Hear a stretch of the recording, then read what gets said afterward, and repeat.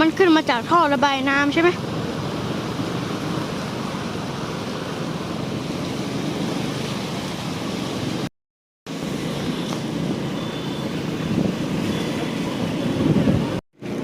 หอมอ่ะอยากกินแล้วอ่ะ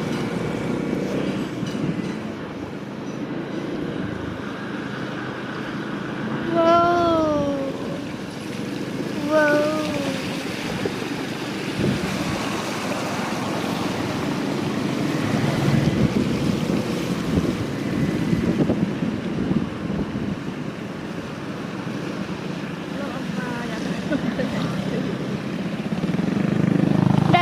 ได้ผ่านได้ น้ำแค่นิดเดียวเอง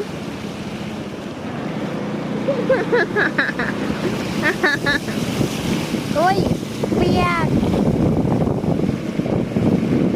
อุ้ยน้ำเข้าบ้านแล้วน้ำเข้าบ้านบ้านนี้น้ำไม่เข้าเพราะว่าน้ำโอ้ my god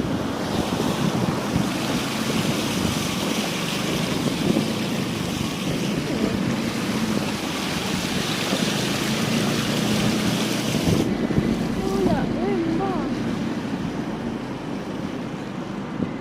เราไปถ่ายทางรถดีกว่านะถ่ายรูปหรือว่าถ่ายวิดีโอ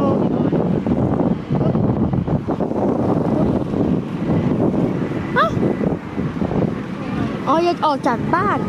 Normally I go this way, I back home this way, but today I cannot go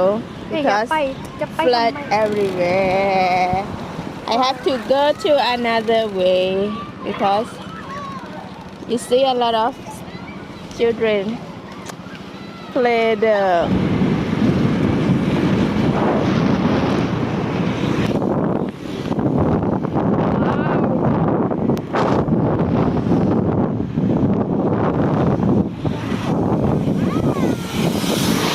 เสียงดังมาก Oh my god อุ้ย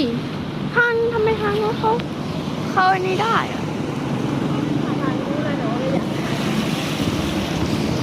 มีรถเยอะปิดเลยนะ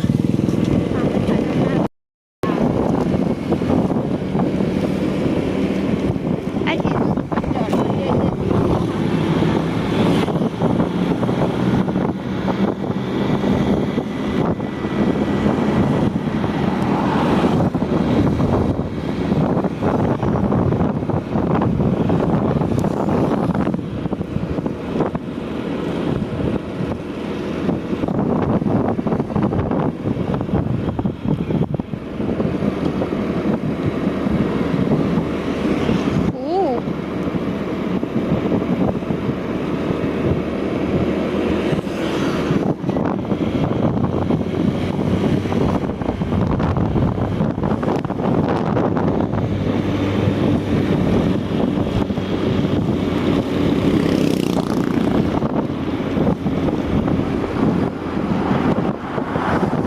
อุ้ย